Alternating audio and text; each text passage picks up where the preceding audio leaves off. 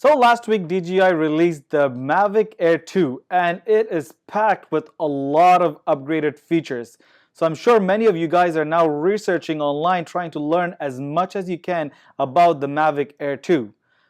And I'm sure the biggest question that you probably are asking is this drone finally worth buying or upgrading?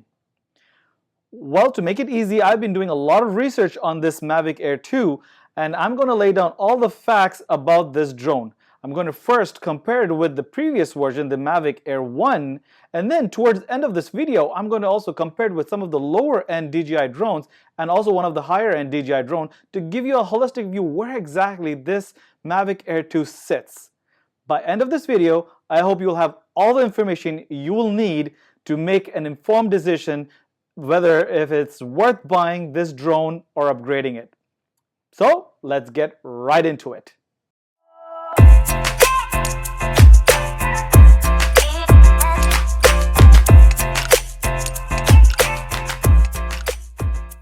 Hey guys, Kaiser here. If you're looking to learn how to make the best and efficient way to create memorable and impacting travel stories, then hit that subscribe and notification button. In this channel, I review a lot of tech gears that you will need for your travel, share some cinematography tips, how-to videos, and much more to help you level up in creating those travel videos. Alright, let's talk about the DJI Mavic Air 2. But before I start, full disclosure, this video is not sponsored by DJI or anyone. In fact, I don't even have the DJI Mavic Air 2 and hopefully I get my hands on one, or hopefully DJI sends me one. Please. But in this video, I'm purely providing information that I have researched and hoping that you find it helpful. I'm going to start off by comparing the DJI Mavic Air 2 with the DJI Mavic Air 1. I'm going to be highlighting the features that have been upgraded from the DJI Mavic Air 1, as well as some of the features that are still the same between both the drones. I'm going to start off by comparing the appearance, size, and weight between these two drones.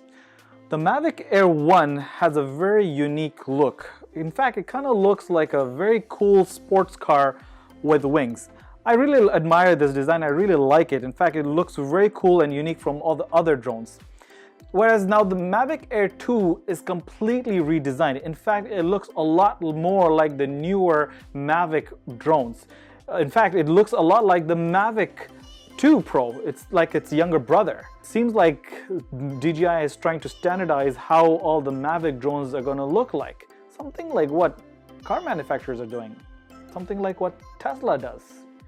And when comparing the Mavic Air 1 with the Mavic Air 2, the Mavic Air 2 is actually slightly bigger than the Mavic Air 1. Not by much, it's not a deal breaker, it's just slightly bigger. The front extends out a little bit, it's a little bit thicker, and the overall weight has also increased. The Mavic Air 1 is for about 430 grams, and the Mavic Air 2 is 570 grams. And that's primarily because of the battery size that now the Mavic Air 2 has, and we will be talking more about that. Overall, I think both the designs look really great. The Mavic Air 1 has a very cool and unique design. I really like it still. And the Mavic Air 2 fits right into the Mavic family, shares a lot of the Mavic elements in it, and looks really good. But what do you guys think? Drop a comment below and let me know what do you think of the new Mavic Air 2 design. Okay, coming back to the battery. So the battery has been upgraded as well from the Mavic Air 1. The Mavic Air 1 has a 2970 milliamp battery, and now the Mavic Air 2 has a whopping 3400 milliamp battery, giving a significant boost to the flight time. The flight time you get on the Mavic Air 1 is about 21 minutes approximate. But the Mavic Air 2 now with the bigger battery can fly up to 34 minutes. Now if you even shave off about 6 to 5 minutes, you're getting about close to 29 to 30 minutes of battery life from the DJI Mavic Air 2. That is still quite significant from what the DJI Mavic Air 1 was able to do. Now the next feature that I want to talk about is the upgraded transmission system from the Mavic Air 1. The Mavic Air 1 used the enhanced Wi-Fi method to control the drone, whereas the new Mavic Air 2 now uses OcuSync 2.0, which DJI has pulled from the more advanced DJI drones and embedded in the new Mavic Air 2. And this is a huge upgrade factor. Although both the drones use the same frequency of 2.4 and 5.8 gigahertz, but the way OcuSync works is far better than the enhanced Wi-Fi. The OcuSync 2.0 provides a stronger interference resistance, and this is so important because this gives you that strong, reliable connection to your drone without any interruption. And because of this enhanced feature, the Mavic Air 2 is able to go up to 10 kilometers. The Mavic Air 1 was able to have a transmission speed up to 4 kilometers. Now, because of the OcuSync 2 technology that DJI has embedded in Mavic Air 2, you are able to go far as 10 kilometers.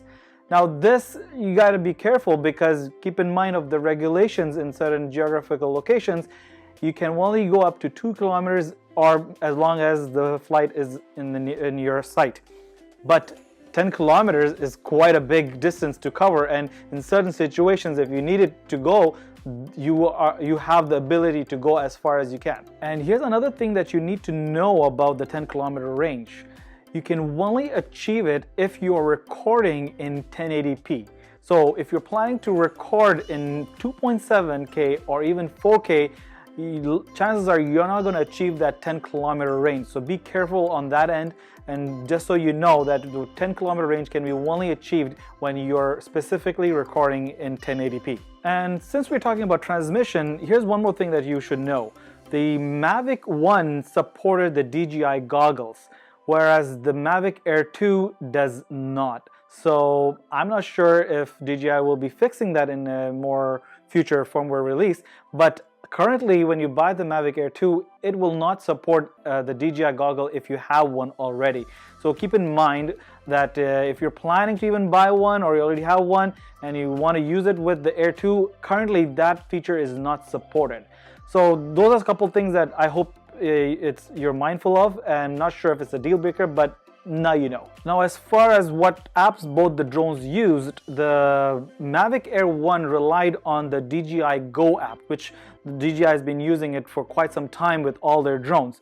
But the Mavic Air 2 now uses the DJI Fly app, which DJI is pushing out to all the new drones that they're releasing.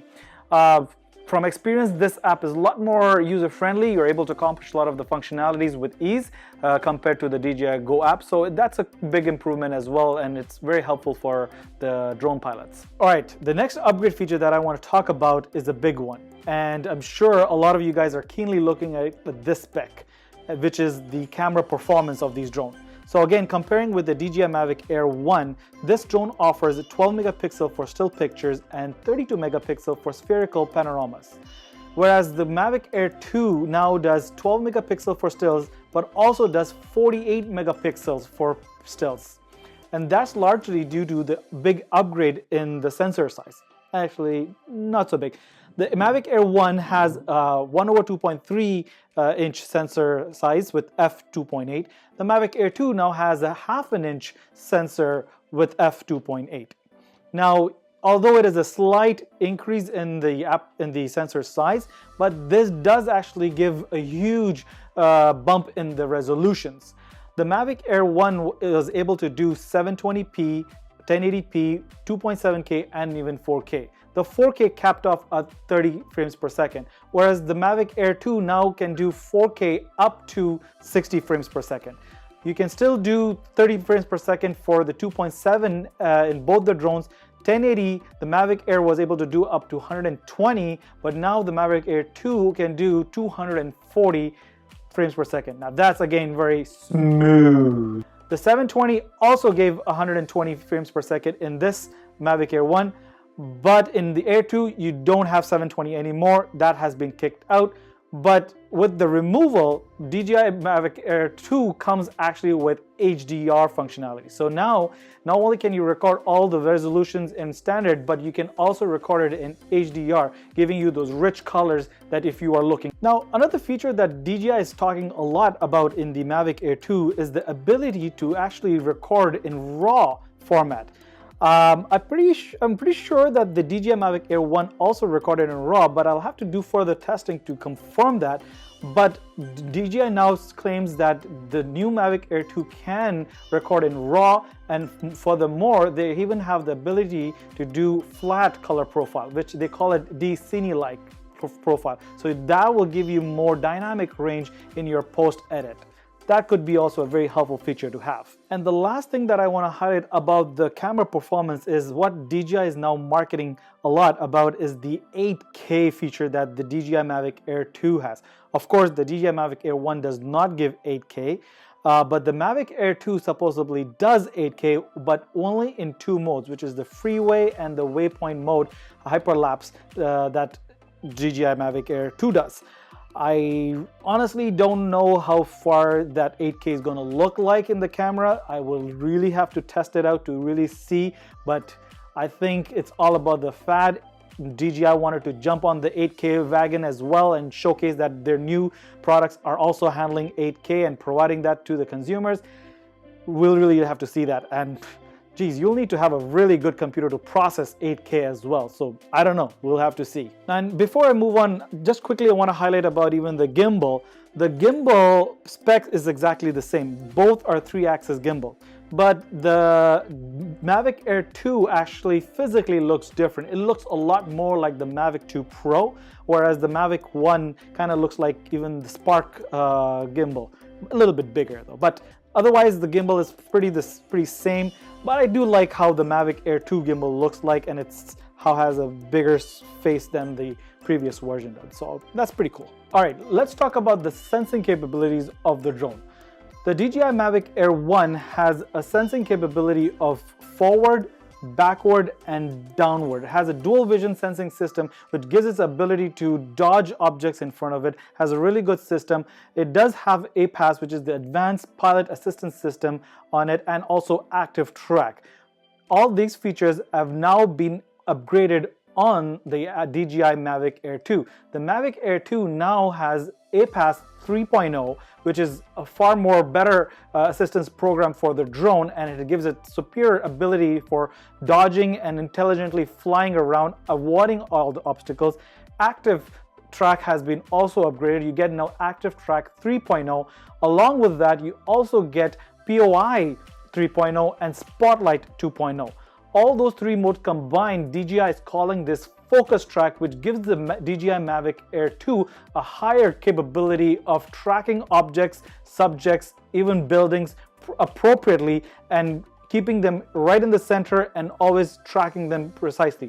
When with the APAS 3.0, it has a much better way of avoiding obstacles that are coming in its way, much better than the Mavic Air 1. Mavic Air 1 actually had a tendency to lose its subject when it's tracking. It was not the greatest. It did a decent job, but with the APAS 3.0 and active track 3.0, you are getting a much better tracking system. It is a state-of-the-art tracking system that DJI is quite proud of. So that system is now part of the new DJI Mavic Air 2. But there is a caveat to this now, as always. When it comes to using the APAS 3.0 and the focus track modes, and that is, if you're using these modes, you will lose the ability to record in 4K for the 60, 50, and even the 48 frames per second. And also in the 1080, you cannot do it when you're recording in 120 and even 240 frames per second. So basically, you can only record in the lower frame rates for the 4K, 2.7K, and even the 1080p, but all the lower ones like the 24, 30, and so on. In the 2.7, I think you can do all of them. And the 1080, like I said, you cannot use the APAS 3.0 and the focus track when it's in 120 and the 240. But the rest of them you can use it. So this is something to be mindful of. All right, the last thing that I want to talk about is the remote controller for the drones.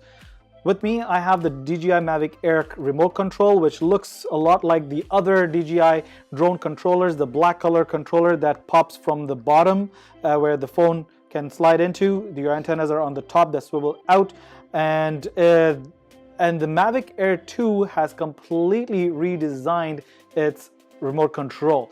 It completely looks different. It's a gray color remote control, but looks a lot more comfortable and has a better grip to hold. They have changed the way how you mount the phone to the remote control as well. You no longer attach it to the bottom, it actually goes on the top. There's an internal mounting system that you pull out and the phone slides right in there. Another good feature that I like about the remote control is that the antennas are now part of that mounting system. You no longer have to swivel the antennas out in the previous remotes, which used to be really confusing. I never knew actually which way you have to position it. Is it outwards, or is it inwards, or is it out like that? I never knew. I always just popped it open and started using it. In the Mavic Air 2 remote controller, you don't have to worry all about that. It is part of the mounting system. Pull it out, slide your phone in. The antennas are already at the top. So you just need to focus on the drone and point it towards it, and you have a clear vision of your phone because it's now on the top. You can clearly see your phone while you're flying your drone. I think it's a much better design. I really like how the DJI has designed this new remote control for the Mavic Air 2. One more feature that the new controller does now is that it actually, since the drone has OcuSync 2.0, the remote control is also compatible with the 2.0 remote control. Alright guys, those were all the upgraded features that the new DJI Mavic Air 2 has. You have the enhanced transmission system, you get a better camera performance, you have flight time, more flight time, you have better sensing capabilities, and a lot more. Knowing all that, now we come to the question, is it worth buying this drone? And to put things into perspective and make it easier, I see people being in three different scenarios. You're either a new buyer or a beginner or an experienced pilot who has some of the DJI drones, namely like the DJI Spark or the DJI Mavic Mini or even the Mavic Air 1. Personally, I have the Spark, and I'm an experienced drone pilot, so I fall in the third category. But stepping back and looking at these three potential buyers, if you are a new drone buyer and you've never bought a drone, if price is of a concern, then this might not be the drone, because the price tag on this drone is for the base model $799 US and $999 for the combo, which gets you 3 batteries, ND filters, the charging hub, and a case. If that is too much for you and the features that I've explained to you is way too advanced, then yeah, you're absolutely right, and this might not be the right time to get this drone yet, since this is your first drone. I suggest considering the DJI Mini, Mavic Mini, which weighs less than 249 grams, and you don't have to comply to some of the regulations. Of course, you have to be following the etiquettes of flying a drone, making sure it's in line of sight and you're not around people and so on. But it's still a good start with the DJI Mavic Mini. Or if you need the 4K capabilities, then even the DJI Mavic Air 1 is still a good drone to still get at this time. If you can find it, because I know the stocks are running pretty low on that. I did, however, see it on Amazon the other day. It was running for $1,000 for the whole combo, and that's $1,000 for Canadian, since I'm in Canada. So I think you can get the DJI Mavic Air 1 for around $699 or $799 if it's back in stock. So if you're a new user and price is of a concern, considering those, but if price is not a concern, definitely. This is such a scalable drone. You can start off using this drone and learn a lot from this drone, and you can really take advantage of the advanced features it has, and you can really then move forward. If you really want to step up and do some advanced level of drone photography and videography, you can certainly do that with this drone. And the same thing applies with the beginners. So if you're a beginner, if you don't frequently fly a drone, then perhaps this is not the right time to upgrade to a drone like this, because you have bought an expensive drone, but it's still sitting in your closet. But if you frequently fly and you want to take advantage of all the features that the Mavic Air 2 comes, again, a perfect drone to get. It's such an awesome drone that you can be scaled from a beginner level to all the way to advanced. And again, if price is of a concern, consider the ones that I've mentioned before. Then there are 3 different offers. You have DJI Spark, you have the Mini, and even if you can find the Mavic Air 1, then those 3 are great options. Now, if you're an experienced drone flyer and you've been itching to get the Mavic 2 because of the advanced features that it has, then and what has been holding you back is the big price tag, because the Mavic 2 Pro is around the $1,500 budget, then this is again a really good drone to get, because there are so many advantages that you get by getting this drone. Right off the bat, the price is right there. For $799 or even $1,000, you're getting everything that you need to get started off. And you're actually getting some advantages over the Mavic 2 Pro. The Mavic 2 Pro has only 30 minutes flight time. You get about 34 minutes now with the Mavic Air 2. The Mavic 2 Pro only does 4K up to 30 frames per second.